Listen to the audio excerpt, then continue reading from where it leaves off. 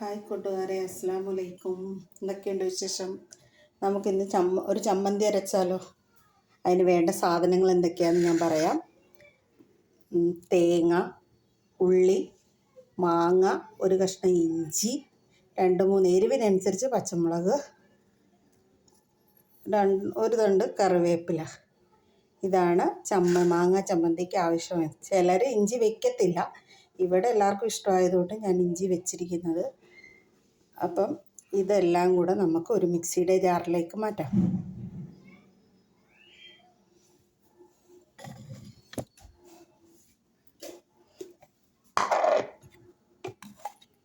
ഇത് ഓരോന്നായിട്ട് നമുക്ക് ഇതാക്കാം. ആദ്യമായിട്ട് മാങ്ങായും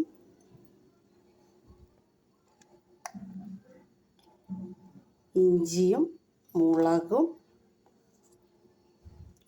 ഒരിച്ചിരി കറിവേപ്പിലയും കൂടെ ഇട്ട് ഒരിച്ചിരി ഉപ്പ് കൂടെ വേണേ. ഉപ്പും കൂടെ ഇട്ട് നമുക്ക് നന്നായി ഒന്ന് അടിച്ചെടുക്കാം. ആവശ്യമായ ഉപ്പ് ഇവിടെ ഇരിക്കട്ടെ.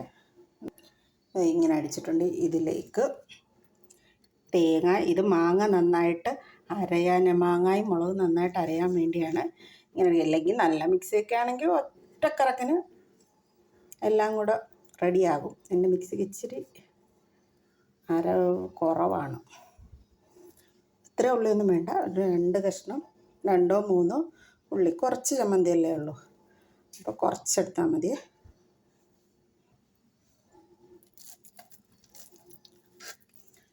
നല്ല അരച്ച് ഇതേ കണക്ക് ഉരുട്ടിയെടുക്കത്തക്ക രീതിയിൽ വെള്ളമൊന്നും ചേർക്കാതെ അരച്ചെടുക്കണം.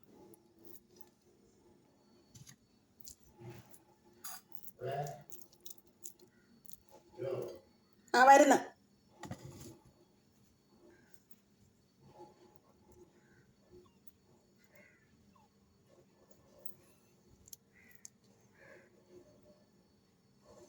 നമ്മുടെ ചമ്മന്തി തയ്യാറായി.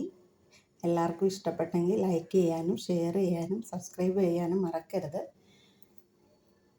Okay, bye bye, thank you.